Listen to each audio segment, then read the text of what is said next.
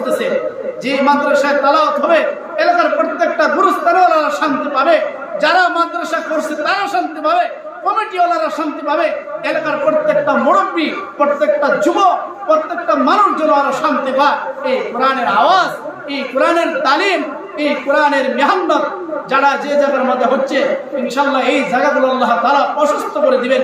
এই এলাকার মানুষকে আল্লাহ বড়লোক বানায় দিবে, এই মানুষকে, এই এলাকার মানুষকে আল্লাহ তাআলা সম্মানী বানায় দিবে একমাত্র এই কোরআনের বদৌলতে। যে এখানে মাদ্রাসা আছে ওই এলাকার মাদ্রাসা টাকার কারণে আল্লাহ তাআলা এলাকার মানুষকে আল্লাহ তাআলা উন্নত বানায়, ধনী বানায় দেয়, আল্লাহ তাআলা সম্মানী বানায় দেয় একমাত্র কোরআনে কারীমের কারণে। এই জন্য এই কোরআনের মাদ্রাসা, নবীজির মাদ্রাসা, এই কোরআন তোমরা সবসময় ভালো করে মহাম্মদ করতে পারবা, আল্লাহর কাছে চোখের পানি ছেড়ে খান। ছাত্রদের জন্য বড় নসিহত আছে, কোরআন পড়ার আগে তোমার আল্লাহর কাছে চাইতে হবে, আল্লাহ আমার বড় আশা আমি হাফেজ কোরআন।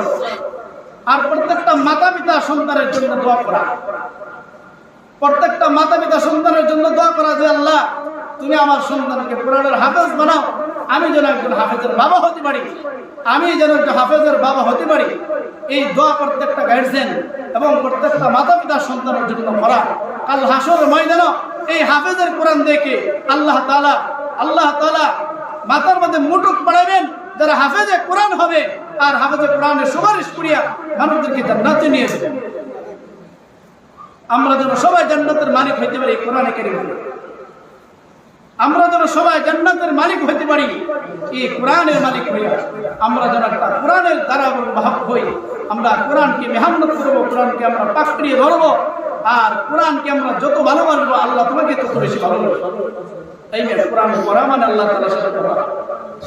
তুমি কোরআন পড়তেছো আল্লাহর সাথে কথা বলতেছো, তুমি কোরআন পড়তেছো তোমার মালিকের সাথে কথা হইতেছে। অন্যান্য নবীরা তুর পাহাড়ে গিয়ে সাক্ষাৎ করতো আল্লাহ তাআলার সাথে, কিন্তু আল্লাহ তাআলা আমাদের মর্যাদা এমন বাড়াইয়া দিয়েছে, আমরা ঘরে বসে আল্লাহর সাথে কথা বলতে পারি, আমরা শুয়ে শুয়ে আল্লাহর সাথে কথা বলতে পারি, আমরা নামাজ আল্লাহর সাথে কথা বলতে পারি, সর্বহালতে আমরা আল্লাহর সাথে কথা বলতে পারি।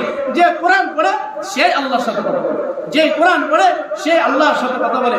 তোমার আমার ভাগ্য যে কত ভালো যে 24 ঘন্টা তোমরা কোরআনে কারীম পড়তেছো, মানে তোমার আমার মালিকের সাথে তুমি কথা বলতেছো। তোমার আমার কপাল কত যে ভালো, তোমার আমার কপাল যে কত ভালো।